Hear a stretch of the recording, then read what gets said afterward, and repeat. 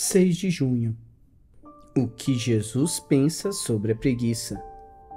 E o servo inútil lançai-o para fora nas trevas, ali haverá choro e ranger de dentes. Mateus 25, versículo 30.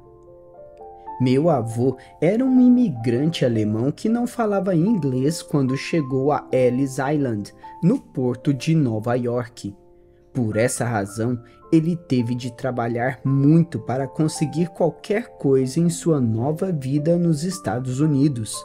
Por não ter tempo para ir à escola para aprender inglês, o melhor emprego que ele conseguiu foi o de zelador. No cumprimento de seus deveres de zeladoria, meu avô tirava latas descartadas do lixo das cozinhas do arranha-céu que ele limpava todas as noites. As latas eram impressas com fotos de legumes e frutas, e ele descobriu que, comparando as palavras com as fotos, ele poderia começar a aprender sozinho a ler e falar inglês. Com o passar dos anos, meu avô trabalhou duro para estudar e, finalmente, recebeu as maiores honras em seu campo de engenharia. Ao criar seu filho, meu pai, meu avô passou a incutir nele os princípios da diligência e do trabalho árduo. Depois disso, meu pai transmitiu esses mesmos princípios a mim.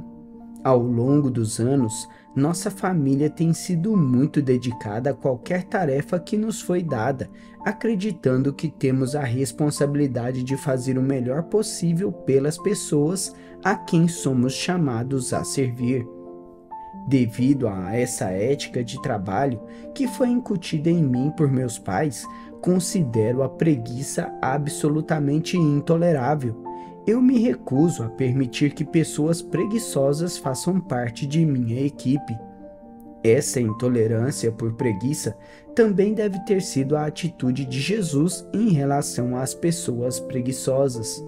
Em sua parábola dos talentos, Jesus nos contou sobre um senhor que, antes de embarcar para uma longa viagem, confiou seu dinheiro às mãos de 3 servos. O senhor esperava que os criados aumentassem o que ele lhes dera. Entretanto, Mateus 25, versículo 19 ao 23, nos diz que, ao voltar, esse senhor descobriu que somente os 2 primeiros servos haviam aumentado o que ele lhes confiara.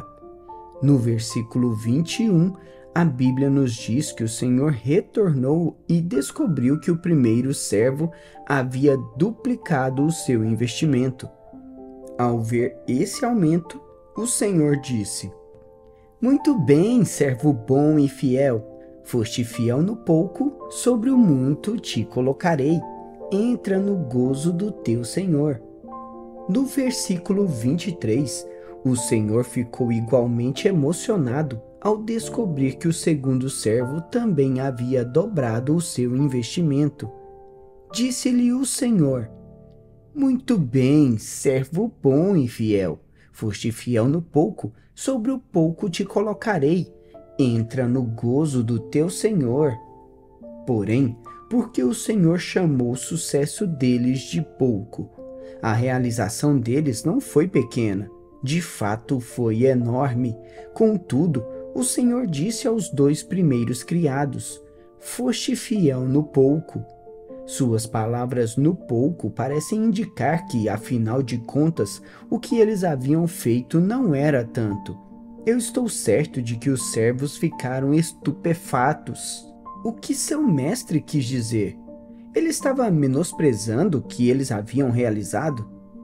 O que os 2 primeiros servos haviam realizado era fantástico, mas era apenas o começo. Eles provaram ser esforçados e capazes.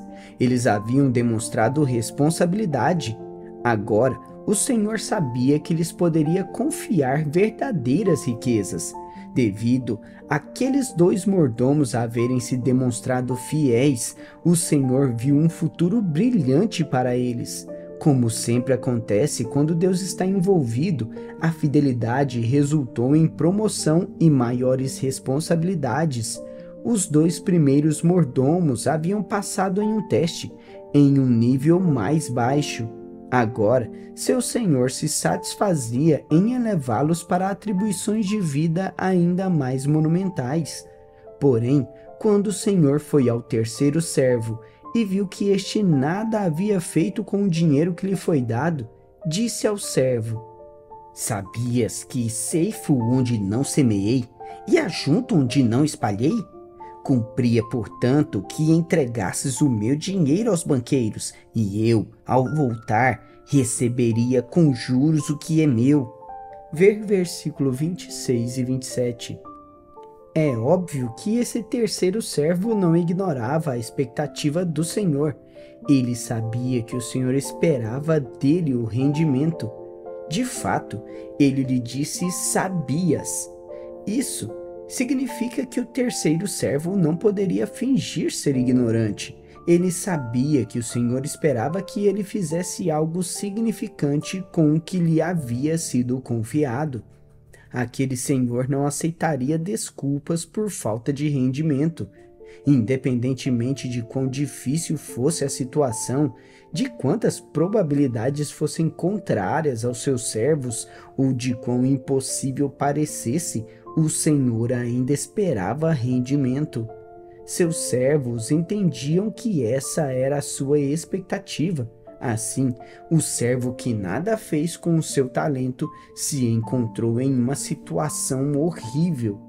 Seu senhor o chamou de servo mau e negligente. Mateus 25, versículo 26. Como se isso não fosse suficientemente ruim, em Mateus 25, 30, seu senhor o chamou de servo inútil. Antes de prosseguirmos, paremos para examinar essas palavras, porque elas expressam vividamente o sentimento pessoal de Jesus em relação a pessoas que possuem grande potencial, mas nunca o desenvolvem por preguiça. Primeiramente, analisemos Mateus 25, versículo 26, onde Jesus chama o servo improdutivo de servo mau e negligente. As palavras mau e negligente são tomadas da palavra grega okineros. Essa palavra significa preguiçoso ou ocioso.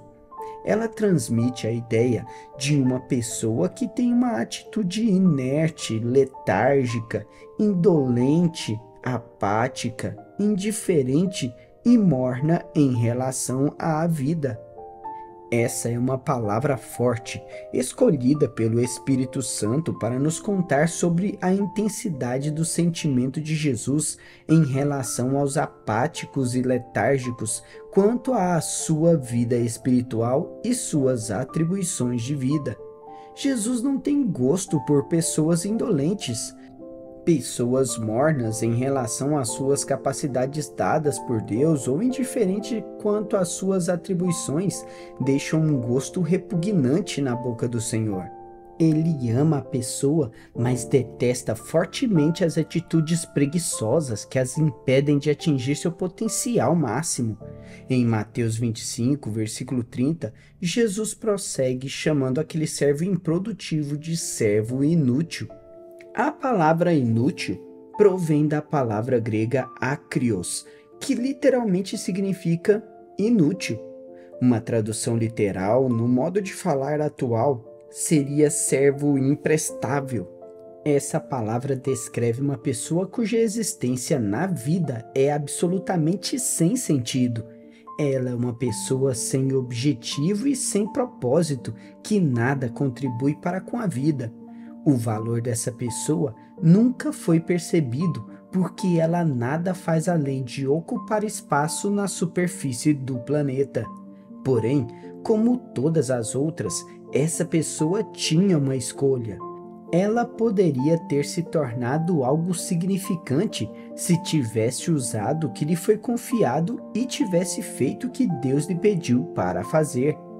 Ao ler essas palavras de Jesus, fico pessoalmente grato por meus pais terem me ensinado uma boa ética de trabalho e incutido em mim a importância de fazer um trabalho acima do satisfatório para quem quer que eu seja chamado a servir. Isso diz respeito a servir a Deus, servir a pessoas, servir a minha congregação ou servir a qualquer propósito que seja confiado aos meus cuidados. Jesus espera o melhor que eu seja capaz de fazer. Eu sei que, se fizer menos do que o meu melhor, não fiz o que ele espera de mim. A parábola de Jesus em Mateus 25 grita esta mensagem para todos nós. Você precisa atingir um nível mais elevado por modificação de sua ética de trabalho? Se assim for, tome a decisão de fazê-lo hoje. Jesus espera que você faça o melhor de que for capaz. Você está dando a Ele o seu melhor na igreja? Está dando a Ele o seu melhor no local de trabalho, cumprindo as suas tarefas com o maior nível de capacidade que você possui?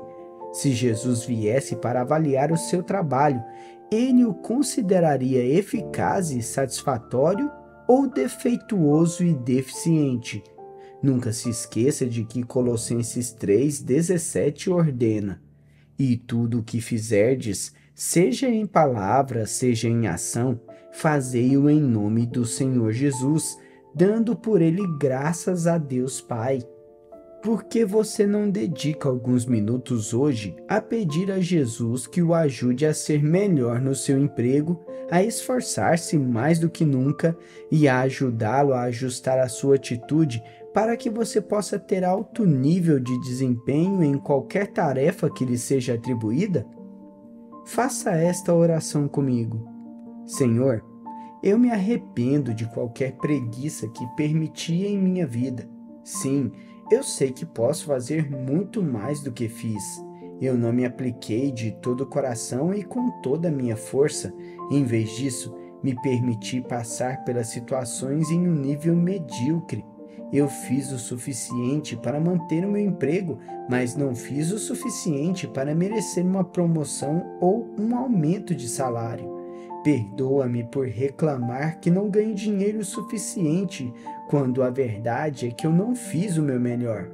Peço sinceramente que me ajudes a mudar a minha atitude e a aumentar o meu nível de desempenho no trabalho. Assim eu oro em nome de Jesus. Repita esta confissão de fé. Confesso que sou um bom trabalhador e que tenho uma ótima atitude. Sou exatamente o tipo de pessoa que Deus pode usar e abençoar. Eu sou exatamente o tipo de empregado que meu empregador se empolga em ter em seu departamento, organização ou negócio.